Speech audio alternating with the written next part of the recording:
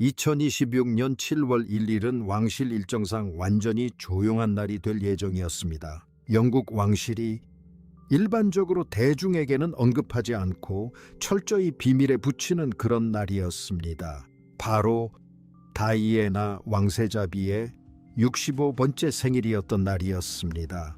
켄싱턴 궁에서는 대중에게 공개할 만한 성대한 행사가 전혀 계획되어 있지 않았습니다. 새로 의뢰한 공식 초상화도 공식 보도 자료도 예정된 추모식도 없었습니다. 하지만 저녁 그림자가 궁궐 정원에 들이올 무렵 그날 하루는 완전히 다른 누군가의 것이 되어 있었습니다. 왕실 홍보팀, 누구도 예상하지 못했던 그 순간의 주인공이 된 것입니다. 겨우 11살의 샬롯 공주가 너무나 사소하고도 꾸밈없는 행동을 한 것입니다. 궁궐 안의 사람들은 그 감동적인 순간에 대해 끊임없이 이야기했습니다. 그리고 마침내 그 조용한 이야기가 대중에게 알려졌을 때 그것은 엄청나고 숨 막힐 듯한 무게감을 지니고 있었습니다. 누구도 엄격하게 통제된 환경 속의 어린아이에게서 그토록 강렬한 감정적 울림이 나올 거라고는 예상하지 못합니다. 이 이야기는 치밀하게 기획되고 완벽하게 다듬어진 궁중곡물에 대한 전통적인 이야기가 절대 아닙니다. 오히려 자신에게 이름을 지어준 유명한 여성을 한 번도 만나보지 못한 어린 손녀의 지극히 인간적인 이야기입니다. 그리고 그 어린 소녀에게 마침내 할머니를 진정으로 알 기회가 주어졌을 때 어떤 일이 벌어졌는지를 보여주는 이야기입니다.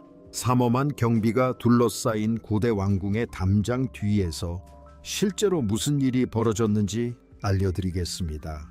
이것은 단순히 언론의 플래시 세례를 피해 감춰진 짧고 달콤한 가족의 순간이 아닙니다.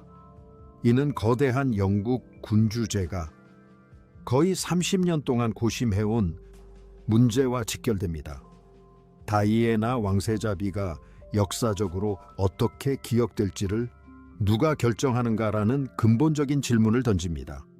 전 세계적인 기억이 언제부터 신중하게 관리되는 것을 멈추고 진정으로 느껴지기 시작하는가라는 질문을 던집니다. 샬롯 공주의 어린 시절 대부분 동안 다이애나는 그저 유명한 이름으로만 존재했습니다. 벽에 걸린 아름다운 초상화 속 인물이거나 보호하려는 어른들이 조심스럽게 들려주는 잔잔한 이야기 속 인물일 뿐이었습니다. 하지만 이 특별한 생일에 조용히 일어난 일은 그 모든 것을 영원히 바꿔놓았습니다. 궁궐 관계자들이 계획한 것도 아니고 결코 예상할 수도 없었던 지극히 개인적인 방식으로 말입니다. 왜 이 순간이 그토록 많은 사람들에게 큰 충격을 주었는지 진정으로 이해하려면 우리는 과거를 되짚어 볼 필요가 있습니다. 먼저 불과 몇 주 전 여름에 있었던 작고 섬세한 헌사부터 살펴보는 것이 좋겠습니다. 샬롯 공주가 조용히 착용했던 진주 팔찌는 돌아가신 할머니를 아름답고도 의도적으로 기리는 의미를 담고 있었습니다. 그리고 나서 실제 생일날 그녀가 했다고 전해지는 매우 사적이고 예상치 못한 요청으로 넘어가야 합니다. 왕실 직원 누구도 예상하지 못했던 단순한 질문이었습니다. 그리고 그 직후 오후에 이어진 가슴 아프도록 감동적인 순간을 떠올려 봐야 합니다. 그 순간은 그 자리에 있던 가장 냉철한 어른들조차 눈물을 참기 힘들게 했다고 전해집니다. 그리고 마침내 다이애나의 복잡한 이야기가 이제 어떻게 계승되고 있는지 진정으로 살펴보아야 합니다. 더 이상 딱딱한 궁궐 성명이나 역사 다큐멘터리 두껍고 허가받지 않은 전기들에 의해서만 계승되는 것이 아닙니다. 이제 막 할머니에 대해 처음으로 적극적으로 알아가는 11살 소녀에 의해 계승되고 있습니다. 이 역사적이고 조용한 변화가 정확히 어떻게 일어났는지 깊이 있게 살펴보겠습니다. 다이아에나 왕세자비는 1961년 7월 1일 노폭의 파크하우스에서 태어났습니다. 그녀는 1997년 8월 31일 불과 36세의 나이로 파리에서 발생한 교통사고로 비극적으로 세상을 떠났습니다. 샬롯 공주는 유명한 할머니를 직접 만날 기회를 영영 얻지 못했습니다. 샬롯은 다이애나의 목숨을 앗아간 참혹한 사고로부터 무려 18년 후인 2015년에 태어났기 때문입니다. 샬롯은 어린 시절 대부분을 화려한 사진과 정성스럽게 정리된 가족 이야기 속에서만 할머니를 접하며 보냈습니다. 다이아에나 왕세자비는 때때로 매우 신중하고 세심한 설명과 함께 다음 세대로 전해지는 귀중한 가보와 같은 존재였습니다. 그런데 바로 그 가보 중 하나가 그녀의 뜻깊은 생일을 불과 몇 주 앞두고 갑자기 큰 화제가 되었습니다. 6월 13일 열린 근위병 사열식에서 샬롯 공주는 매우 특별한 장신구를 착용한 모습이 포착되었습니다. 그녀는 과거의 유명한 보석과 놀랍도록 유사한 세 줄 진주 팔찌를 착용하고 있었습니다. 이는 다이애나 왕세자비가 1980년대 후반에 자주 착용했던 보석과 정확히 똑같은 것이었습니다. 나이젤 밀르운이 디자인한 이 아름다운 팔찌는 원래 1988년 출생권 보장 자선단체를 위해 제작된 것이었습니다. 현재 이 오리지널 팔찌는 웨일즈 공주 캐서린의 소유이며 그녀는 바로 그날 이 팔찌를 착용했습니다. 한편 어린 샬롯 공주는 발코니에서 어머니 옆에 서서 완벽하게 똑같은 팔찌를 착용하고 있었습니다. 이는 어머니와 딸, 그리고 세상을 떠난 할머니를 연결하는 매우 의도적이고 분명한 시각적 연결이었습니다.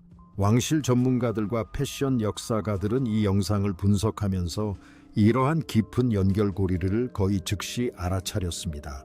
패션 평론가들은 이를 고 다이애나 왕세자비에 대한 조용하고 깊은 존경의 표시라고 재빨리 평했습니다.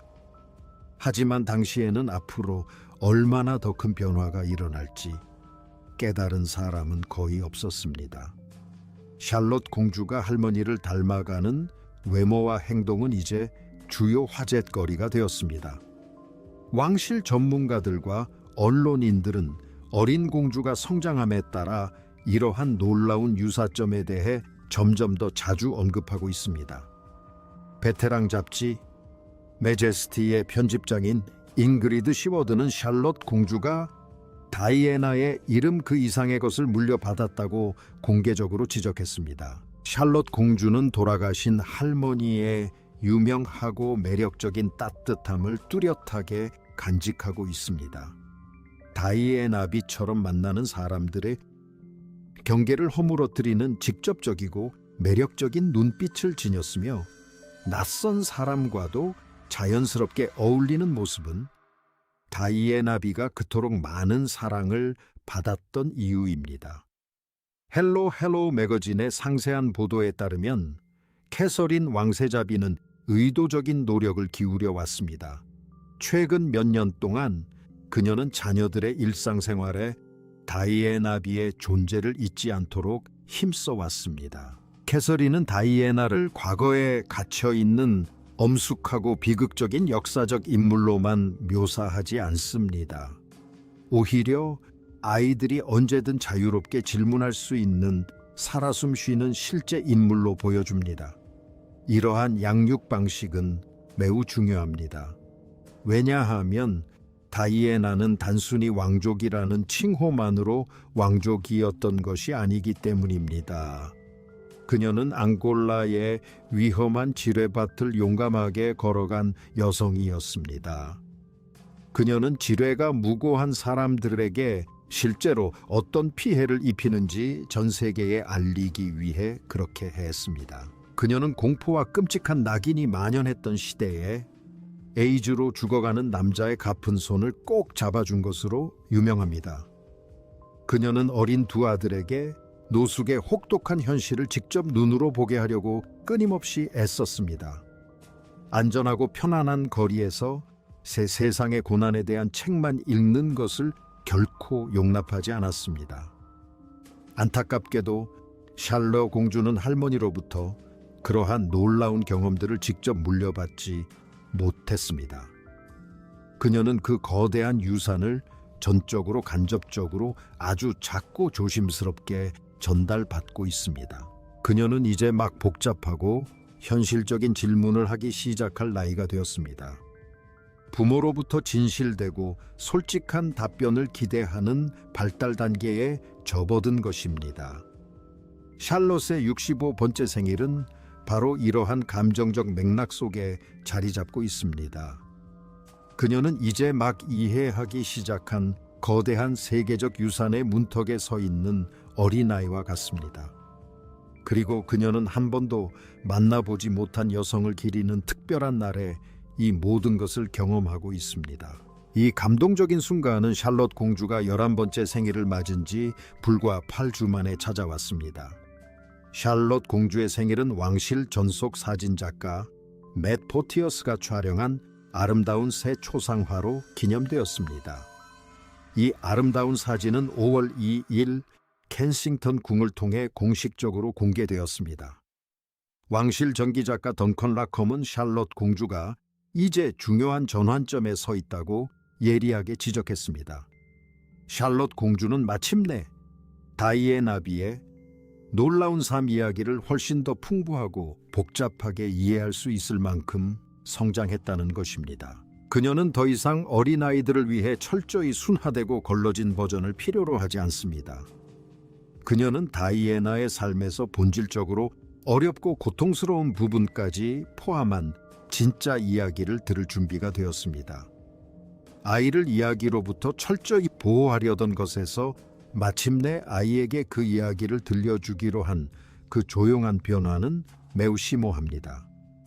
왕실이 공식적인 보도 자료를 통해 대중에게 발표하는 일은 절대 아닙니다. 외부인이 알아채기 훨씬 전부터 사적인 가족 내부에서 조용하고 자연스럽게 일어나는 일입니다. 왕실과 가까운 신뢰할 만한 소식통에 따르면 7월 1일에 실제로 일어난 일은 3가지 단계로 나뉘어 진행되었습니다. 각 단계는 이전 단계보다 사소해 보였지만 감정적인 파급 효과는 훨씬 더 컸습니다. 첫 번째 단계는 몇 주 전 샬롯 공주가 착용했던 아름다운 진주 팔찌에 관한 것입니다. 소식통에 따르면 샬롯 공주는 바로 그날 그 우아한 보석을 다시 착용하고 싶다고 특별히 요청했다고 합니다. 공식적인 왕실 행사에서 착용해달라고 요청한 것도 아니고 공개 사진 촬영을 요청한 것도 아니었습니다. 궁궐 관계자 한 명이 왕실 간행물에 전한 바에 따르면 공주는 평범한 수요일 저녁 집에서 그 보석을 착용하고 싶다고 요청했습니다. 그날 어린 공주에게는 공식적인 공식 일정이 전혀 없었고 값비싼 보석이 벨벳 상자 밖으로 나와야 할 공식적인 이유도 전혀 없었습니다. 하지만 11살 공주는 그날을 기념하기 위해 보석을 꼭 착용하고 싶다고 단호하게 결정했습니다. 공주의 요청이 즉시 승인되었는지 여부는 궁궐 측에서 공식적으로 확인되지 않았습니다. 하지만 가족 관계를 잘 아는 사람들은 그것이 매우 분명하고 강력한 신호라고 말합니다. 그것은 샬롯에게 이번 생일이 이전의 생일들과는 완전히 다른 의미를 지닌다는 첫 번째 징후였습니다. 그것은 단순히 어린 소녀가 옷 입기 놀이를 하면서 고른 피상적인 장신구가 아니었습니다. 성숙해가는 아이가 그날을 어떻게 보내고 싶은지 스스로 결정한 것이었습니다. 조용한 아침에 할머니의 일부를 몸에 지니고 다니기로 한 적극적인 선택이었습니다. 하지만 진주 팔찌를 착용한 것만이 그 수요일에 일어난 유일한 일은 아니었습니다. 궁궐에서 전해진 두 번째 소식은 훨씬 조용했지만 훨씬 더 깊은 감정적 울림을 지니고 있었습니다. 한 유명 왕실 전문 매체가 인용한 매우 신뢰할 만한 소식통에 따르면 샬롯 공주는 아주 특별한 부탁을 했다고 합니다. 그녀는 캐서린 왕세자 비에게 다가가 다이애나에 대한 전혀 새로운 이야기를 해달라고 부탁했다고 합니다. 특히 그녀는 할머니에 대한 이야기 중 자신이 지금까지 한 번도 들어본 적 없는 이야기를 듣고 싶어 했다고 합니다. 그녀는 누구나 신문에서 쉽게 찾아볼 수 있는 유명한 기사거리도 책장에 꽂힌 두꺼운 왕실 전기에서 흔히 볼 수 있는 진부한 문구도 원하지 않았습니다. 그녀는 자신이 태어난 어머니에 대한 작고 사적이며 놀랍도록 구체적인 무언가를 원했습니다. 캐서린은 딸의 감동적인 요청에 조금의 망설임도 없이 기꺼이 응했다고 전해집니다.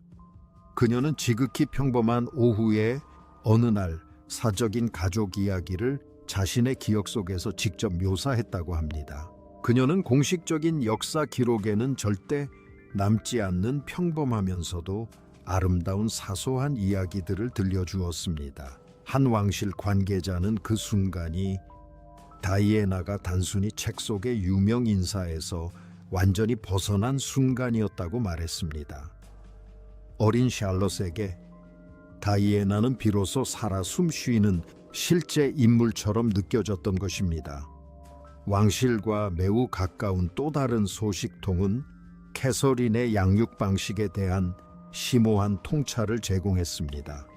그 소식통에 따르면 캐서린은 샬롯이 스스로 그 질문을 하기를 오랫동안 인내심 있게 기다려왔다고 합니다. 캐서린은 샬롯이 진정으로 준비되기 전에 무거운 역사를 강요받기보다는 호기심이 진심에서 우러나오기를 바랐습니다. 그리고 7월의 어느 조용한 수요일 오후에 벌어진 이야기의 세 번째이자 마지막 부분이 이어집니다. 이 부분은 가족들의 마음을 가장 깊이 울리고 가장 큰 상처를 남겼다고 전해집니다. 내부 기록에 따르면 샬롯은 다이애나의 아주 사적인 습관에 대한 아름다운 이야기를 모두 듣게 되었습니다. 다이애나가 책의 두꺼운 페이지 사이에 신선한 꽃을 정성껏 눌러 말리던 특별한 방법에 대해 알게 된 것입니다. 그녀의 아주 작고 지극히 사적이며 지극히 개인적인 습관은 가까운 사람들 외에는 극소수만이 알고 있었습니다. 이 알려지지 않은 이야기를 듣고 샬롯 공주는 어머니에게 자신도 한번 해보고 싶다고 말했다고 합니다. 그녀는 그날 오후 궁궐 정원에서 직접 꺾은 싱싱한 꽃을 들고 밖으로 나가고 싶어 했습니다. 왕실과 매우 가까운 한 소식통은 그 순간 방 안의 분위기가 순식간에 완전히 조용해졌다고 전했습니다. 방 안에 있던 어른들 중 여러 명이 그 순수한 소망에 깊은 감동을 받았다고 합니다. 그들이 눈물을 흘린 것은 단지 그 짧은 순간에 실제로 했던 말 때문만은 아니었습니다. 그들이 감동받은 것은 바로 누가 그 질문을 했는지, 그리고 그녀가 그 질문을 한 깊고 순수한 이유 때문이었습니다. 익명으로 한 영국 타블로이드 신문과 인터뷰한 궁궐 관계자는 그 장면의 무거운 감정적 무게를 완벽하게 요약했습니다. 그는 그 순간이 왕실 구성원 누구도 다이애나 왕세자비가 실제로 그 자리에 있는 것처럼 느낀 가장 가까운 순간이었다고 말했습니다. 그것은 시간과 죽음의 경계를 넘어선 유산의 순수하고 꾸밈 없는 표현이었습니다. 이 순간이 일반적인 왕실 추모와는 왜 그토록 다르게 느껴지는지 진정으로 이해하려면 다른 상황을 상상해 보세요. 거의 30년 동안 다이애나 왕세자비에 대한 전 세계적인 기억은 상당 부분 위에서 철저하게 관리되어 왔습니다. 그녀의 유산은 매우 세련된 성명과 신중하게 승인된 공식 사진들을 통해 엄격하게 관리되었습니다. 공식적인 기념일과 중요한 사건들은 항상 매우 신중하고 의도적인 제도적 거리두기를 유지하며 처리되었습니다.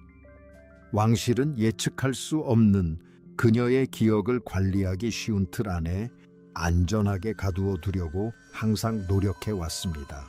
아이러니하게도 다이애나 왕세자비 자신은 공적인 삶을 사는 동안 바로 그런 제도적 거리감을 맹렬히 거부했습니다. 그녀는 자신의 유명한 말처럼 국민의 마음속 진정한 여왕이 되기를 간절히 원했습니다. 그녀는 방탄 유리 뒤에 조용히 앉아있는 누구도 범접할 수 없는 초상화에 불과한 존재가 되기를 결코 원하지 않았습니다.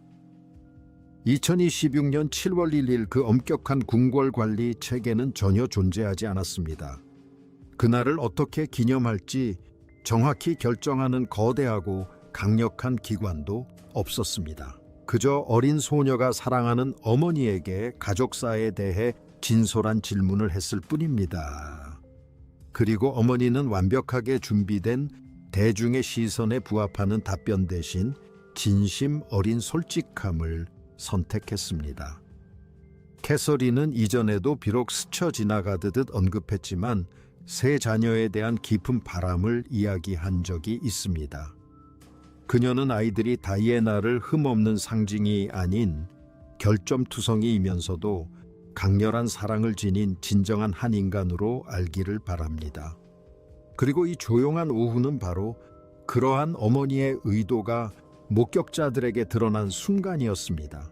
그것은 거창한 공개 성명을 통해서 이루어진 것이 아니라 아무도 카메라를 의식하지 않았던 단 한 번의 오후를 통해 이루어졌습니다. 어린 공주의 그 모습에는 깊고 애틋한 진심이 담겨 있습니다. 수십 년의 세월을 넘어 한 번도 안아보지 못한 사랑하는 할머니를 향해 손을 뻗는 아이의 모습입니다. 진주 팔찌 하나 말린 꽃 한 송이, 그리고 단순한 질문 하나만으로 그 간절한 마음을 전하고 있습니다. 이 유명한 가족의 세련되고 완벽하게 연출된 모습을 볼 때는 이러한 사실을 잊기 쉽습니다. 왕실 내부의 깊은 슬픔도 결국은 인간적인 슬픔일 뿐이라는 사실을 잊기 쉽습니다. 그 슬픔은 일반 세상의 슬픔과 마찬가지로 예측할 수 없고 복잡한 양상을 띱니다. 다만 전 세계가 끊임없이 지켜보고 가혹하게 판단하는 사람들이 그 슬픔을 감당해야 할 뿐입니다. 윌리엄 왕자 역시 과거에 용감하게 자신의 아이들이 다이애나를 제대로 알기를 바란다고 말했습니다. 그는 아이들이 다이애나를 선정적이고 비극적인 신문 기사의 주인공이 아닌 사랑이 넘치는 한 사람으로 깊이 이해하기를 바랍니다. 그는 집에서 조용하고 소박한 순간들에 그녀의 유명한 이름이 아주 자연스럽게 언급되는 모습을 묘사했습니다. 그는 저녁 식탁에서 가족 간의 평범한 일상 대화에 그녀에 대한 이야기가 자연스럽게 녹아들도록 신경 썼습니다. 그는 그녀의 기억을 형식적인 애도가 필요한 엄숙하고 무거운 행사로만 여기지 않았습니다. 7월 1일에 실제로 일어난 일은 이러한 건강한 접근 방식이 효과가 있었다는 가장 확실한 증거처럼 보입니다. 이는 이러한 현실적인 양육 방식이 아이들의 마음속에 깊고 영구적으로 뿌리 내렸음을 증명합니다. 이러한 성공은 왕실 부모가 전 세계 언론 앞에서 자랑스럽게 발표했기 때문이 아닙니다. 어린 다이애나 왕세자비가 오롯이 자신의 뜻대로 행동했기에 가능했던 일입니다. 이 특별한 순간이 앞으로 왕실에 가져다 줄 진정한 의미는 단 한순간의 사건 그 이상입니다. 오랜 세월 동안 다이애나의 복잡한 유산은 거대 기관과 집요한 전기 작가들의 손에 거의 전적으로 맡겨져 왔습니다. 또한 그녀의 삶과 죽음에 대해 끊임없이 질문을 던져온 전 세계 대중의 손에도 있었습니다. 하지만 그녀의 역사적 기억에 대한 엄격한 소유권은 마침내 천천히 새로운 방향으로 변화하기 시작했습니다. 이제 그녀의 유산은 적어도 부분적으로는 조용하고 사려 깊은 11살 소녀에게 적극적으로 속해 있습니다. 이제 막 자신이 부여받은 막중한 무게를 진정으로 이해하기 시작한 어린 공주에게 말입니다. 그녀는 마침내 그 특별하고 역사적으로 무거운 이름이 자신에게 무엇을 의미하는지 깨닫고 있습니다. 웨일즈 공주 다이애나는 비극적으로 65세 생일을 맞이하지 못했고 늙지도 않았습니다. 그녀는 이제 예전처럼 조용히 꽃을 말리는 아름다운 손녀를 결코 보지 못했습니다. 어른들의 권유나 지시 없이도 진주 장신구를 스스로 착용하는 소녀의 모습도 보지 못했습니다. 그리고 어떤 전기에도 진정으로 답할 수 없는 심오한 질문을 던지는 소녀의 목소리도 듣지 못했습니다. 하지만 켄싱턴 궁 안에서 아무런 계획도 없이 조용하게 보낸 그 오후 깊은 교감이 이루어졌습니다. 거의 30년 전에 세상을 떠난 한 여인이 11살 소녀에게는 완전히 실존하는 존재가 된 것입니다.